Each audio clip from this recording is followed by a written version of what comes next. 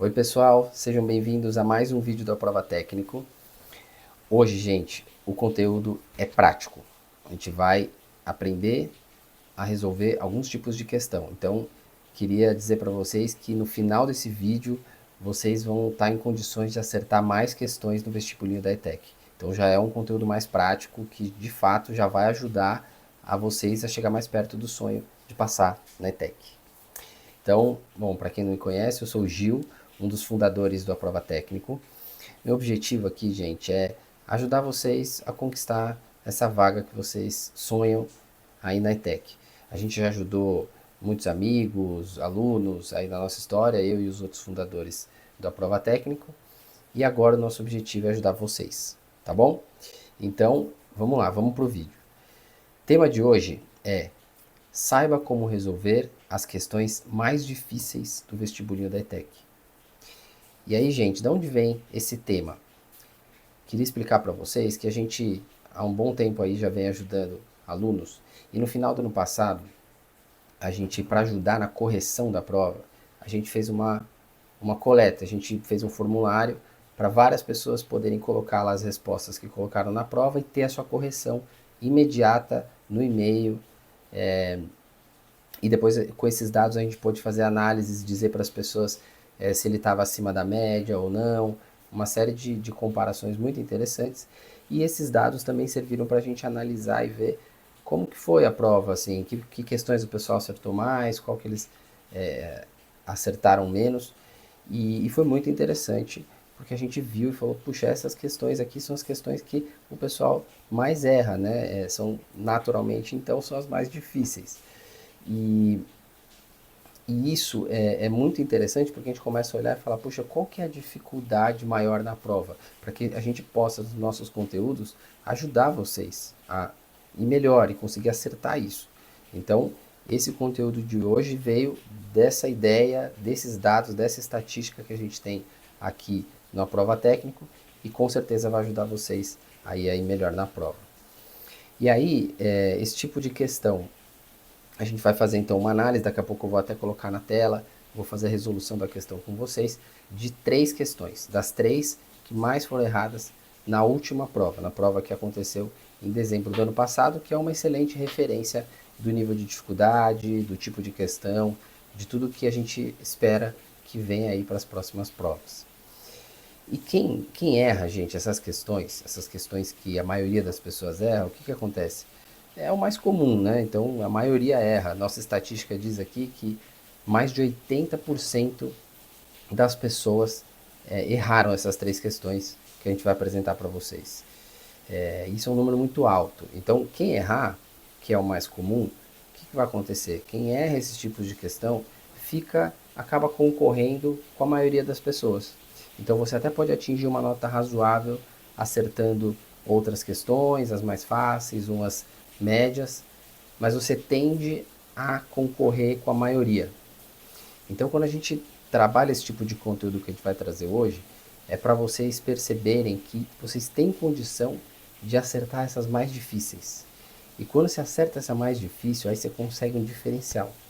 Você separa da maioria. Você acaba conseguindo uma nota que pode, assim, fazer você passar ou fazer até você passar com folga. É uma imagem que vocês já podem fazer. É possível conseguir isso. E hoje eu quero mostrar, fazendo essa resolução dessas 3 questões, que já vai dar uma boa noção para vocês de como fazer isso de uma forma bem legal, usando a última prova, que é uma prova bem recente.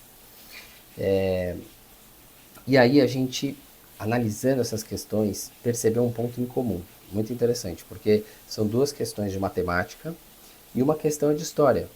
Então, puxa, são disciplinas tão diferentes, mas o que a gente encontra em comum? Que o que aconteceu de erro nessa questão é um ponto de atenção. Quem assistiu ao nosso primeiro vídeo, a gente coloca lá os 4 pilares.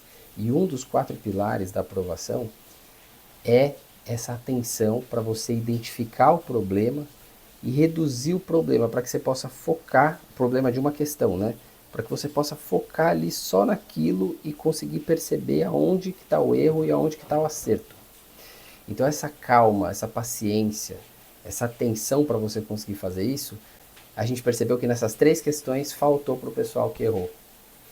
Então, esse conceito a gente quer que fique bem claro. Na forma que eu vou fazer a resolução, você vai perceber que é possível acertar mesmo essa que a maioria erra, com uma atenção adicional, com estudo, com preparação, mas com paciência, com calma para você responder e não cair numa pegadinha. Que uma dessas questões eu classifico até como uma pegadinha que eles fizeram para testar o candidato e realmente deu certo porque muita gente não conseguiu acertar a questão, tá bom? Então, a gente quer que vocês consigam tirar uma nota alta e esse trabalho aqui vai ser para isso. Então, eu vou agora abrir aqui a minha tela, vou colocar minha tela aqui para vocês acompanharem. Só um minuto. Isso, então agora vocês estão vendo aqui essa tela que eu projetei e no cantinho eu estou aqui para ir acompanhando e explicando para vocês. O que é isso que está na tela primeiro? É só mostrando um pouco uma visão geral assim dessa estatística que a gente tem aqui. São quase 500 pessoas que responderam e deram respostas por questão, por alternativa para a gente, e isso permite a gente fazer essa análise bem profunda. E aí isso que está aqui na tela, estão vendo aqui a nota média. Então a nota média dessas pessoas que preencheram o formulário foi 26,7, e quem tirou 33 nessa nossa amostra de pessoas que respondeu ficou acima de 80% das pessoas. Então já é uma posição muito boa. Para muitos cursos isso significa aprovação, tá? E aí aqui nesse gráfico embaixo tem a distribuição, né? Qual percentual de candidatos que esteve em cada faixa de nota. Olha que legal, então ó, só 2% tirou 41 ou mais, né? Mais de 40, que é uma nota altíssima. Entre 36 e 40, 10% também já é uma faixa excelente. E quem tirou 33, por exemplo, está nessa faixa aqui de 31 para cima, 19%. E a faixa que mais tem gente é essa aqui, de 26 a 30. Quem tirou esse tipo de nota, essa faixa de notas, 25% de quem respondeu estava aqui nessa faixa. Tá bom?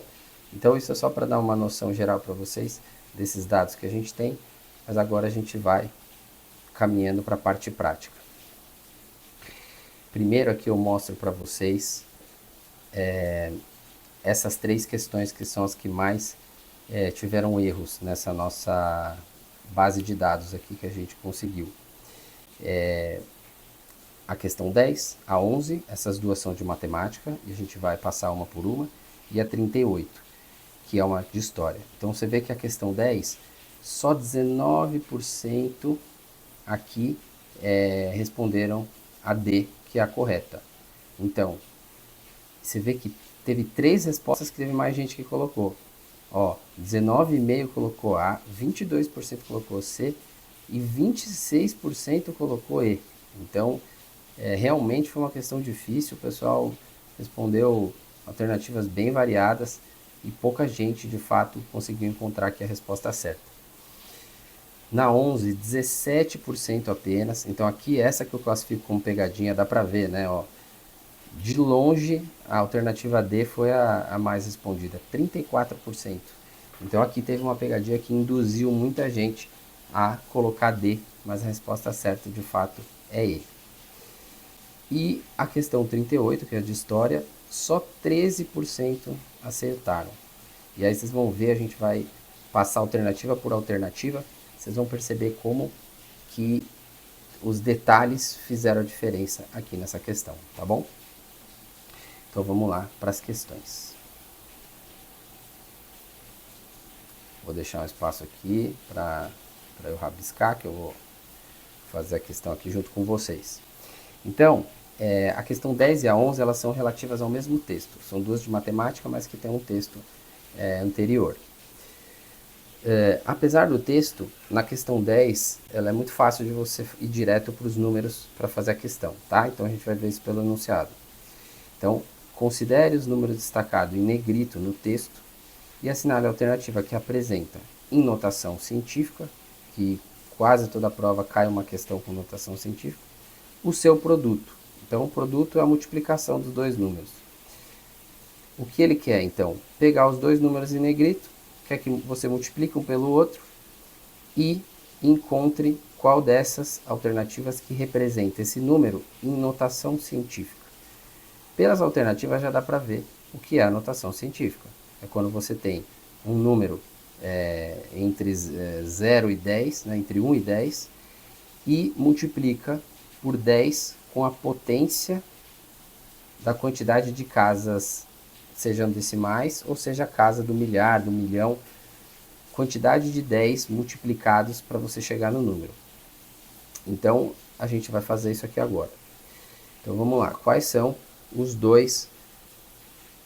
números que ele apresenta em negrito? Então, são esses 40 bilhões aqui e esse 250%.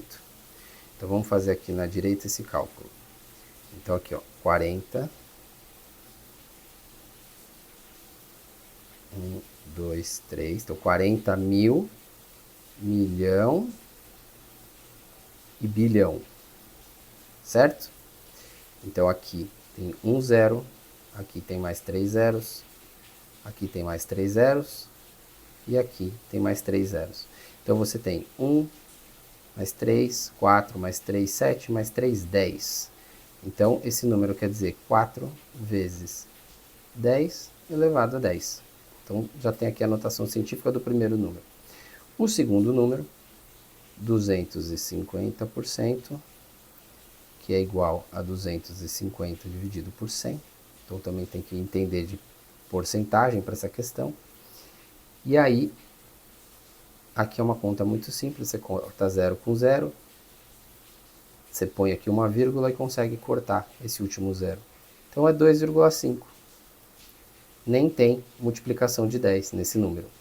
Agora a gente vai fazer o produto, que foi o que ele pediu, que é o de cima vezes o de baixo. Então, para a notação científica, você não precisa envolver esse 10, você deixa ele por último.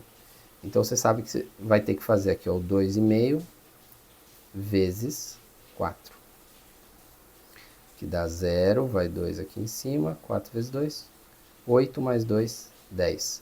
Como tem uma vírgula aqui, você tem que tirar o 0. Deu 10. Então, é 10 vezes 10 a décima, que tinha ficado separado aqui esse 10 a décima, que nada mais é do que 1 vezes 10 a 11, certo? Que seria a alternativa D, tá? Que é a alternativa correta. O que o pessoal mais respondeu foi essa última, que é 1 vezes 10 a 10. Eu acho que foi não percebendo todo o cálculo que tinha que ter sido feito, ou algum erro aqui na conta, e o pessoal ficou com esse 10 a 10 e já foi direto aqui para a alternativa E. Mas completando todo o cálculo, vocês estão vendo que chegaria no 1 vezes 10 elevado a 11. Tá bom? Então, está resolvida a questão 10. Vamos para 11. Questão 11. Aqui precisa interpretar um pouquinho do texto. Vamos para a questão primeiro. Ele fala, de acordo com o texto, a quantidade de créditos de carbono gerada pela parte brasileira da floresta amazônica seria quanto? Então, é créditos de carbono da Amazônia brasileira. Então, a gente já sabe que tem que fazer um cálculo aqui, vamos olhar para o texto. Então, ele fala, 670 milhões de hectares é a Amazônia inteira. E depois ele fala, 60% está no Brasil. Então, a gente já sabe que 670, eu vou pôr um M aqui para simplificar o milhão, e a gente vai carregando esse M aqui em todo o cálculo, vezes 60%, que nós podemos transformar em 0,6. 0,6 vezes 670. Esse aqui está com uma casa decimal e esse aqui tem um zero. Então, dá para simplificar cortando isso aqui, cortando esse zero. Então, essa conta nada mais é do que 67 vezes 6. 2, vai 4 aqui em cima, 6 vezes 6, 36, mais 4, 40. 402 milhões. Olha o M aqui, tem que carregar o M junto. Então, a gente já sabe que a Amazônia brasileira tem 402 milhões de hectares. Aí você vai para as alternativas, ó, já tem 402 aqui, só que não é a pergunta. A pergunta é créditos de carbono e não hectares. E aqui no meio do texto ele fala, 1 tonelada equivale a um crédito e tal. 1 hectare de floresta gera 30 créditos de carbono. Como a gente chegou em milhões de hectares de floresta, agora a gente tem que multiplicar isso aqui pelos 30, porque todos esses hectares, cada um vai gerar 30 créditos de carbono. E a gente consegue chegar na resposta final. E aqui vocês vão ver a pegadinha. Primeiro a gente tem que fazer essa multiplicação. Então, 402 vezes 30. 0, 3 vezes 2, 6, 0, 3 vezes 4, 12. 12.060, o que? Milhões. Chegamos no número final. E pela estatística aqui dá para ver que muita gente chegou nesse número, porque a D e a E são o mesmo numeral, 12.060. O que acontece é que o pessoal entendeu que era bilhões a unidade de medida, mas a correta era milhões. E qual que é o ponto aqui? E eu entendo o que aconteceu. Como o número estava em milhões e você entrou numa casa de milhar, o mais usual, o mais normal, no dia a dia, numa notícia, num qualquer coisa, num texto, seria chamar isso de 12 bilhões, ou 12,06, né? Ops, deixa eu apagar aqui. Eu pus errado. 12,06 bilhões poderia ser. No entanto, ele não deu a opção. Não tem aqui 12, só tem 12 mil. E 12 bilhões é sim a mesma coisa que 12 mil milhões. Apesar de não ser normal, ele pode usar isso, porque matematicamente está correto. Então, você fazendo toda a conta e não transformando em bilhões, viram 12 mil milhões. O que seria a alternativa E. Mas muita gente aqui passou com pressa, perdeu esse detalhe e acabou assinalando a D. E aqui eu faço um reforço do ponto da calma, da paciência. Quando você chega aqui e tem duas alternativas tão parecidas, faz até a conta de novo, olha, vê se você fez tudo certo. E vendo a diferença entre os dois, qual que é o problema a ser identificado aqui? Reduzindo o problema, é só você entender se é milhão ou bilhão. Se você tem calma, paciência, se concentra nessa diferenciação que você tem que fazer de duas alternativas, eu acredito que as chances são bem altas de você não errar isso na prova, tá bom? Então, resolução da questão 11 concluída. E agora vamos para a história. História até já trouxe aqui a resolução feita, escrita aqui do lado direito. E a gente vai só percorrer juntos. E aqui eu também vou abordar de uma forma simples, tá? Bom, a gente já sabe que a alternativa A foi a correta, porque está aqui na tela. Então, vamos até deixar ela por último, porque eu quero mostrar como era possível você reduzir o problema.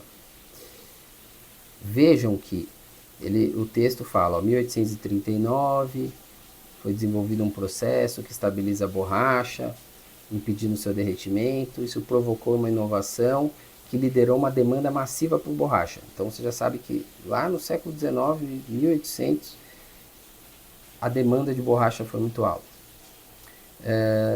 Aí isso gerou a invenção do pneu de borracha, as bicicletas na Europa, o desenvolvimento da indústria automobilística, explosiva demanda mundial por borracha. Está acontecendo nessa época. Então eles estão falando aqui de ciclo da borracha. Vamos pular um pouquinho. Vamos para B. O aumento da procura internacional provocou o declínio da atividade extrativista. Não podia ser essa. Porque o texto, e claro, é importante, tinha que ter aqui um conhecimento prévio do ciclo da borracha. Mas não teve declínio, pelo contrário. Isso impulsionou a atividade extrativista. Ela cresceu muito nessa época. Exatamente porque com mais países querendo comprar borracha, isso permitiu que o Brasil começasse a produzir mais e os grupos, enfim, pudessem produzir e conseguir exportar e vender isso. Então a B não tinha como ser correta. Ainda também tem a questão da concorrência, que ele fala do Sudeste brasileiro, mas não teve. Isso não aconteceu pelo menos de forma relevante no Brasil na época, tá? Mas só essa relação de mais demanda com declínio já fica claro que a B não podia ser. Então ela fica eliminada, né? Vamos até marcar aqui do lado, assim, para a gente ir percebendo as alternativas. Na C ele já fala, política de fortalecimento implementada por Getúlio Vargas. Então, conhecendo aqui um pouco dos governos brasileiros, Getúlio Vargas foi bem depois disso aqui, foi século XX, meio do século XX. Então, um pouquinho no começo, mas principalmente no meio. Então não tem a ver com 1839, uma época tão antes. Então já não tem como ser essa daqui também. Alternativa D.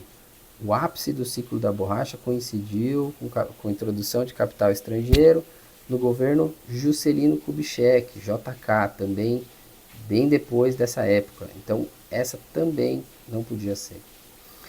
Você já reduz muito o problema. Sobra a A e a E. E aí vamos olhar para a E, aonde que a E se mostra errada. A E é uma tentação aqui, é a que a prova tenta induzir você aí para essa. Ele fala, ó, a alta da demanda deve-se à dinâmica da indústria nacional de pneus, além de produzir para o mercado interno.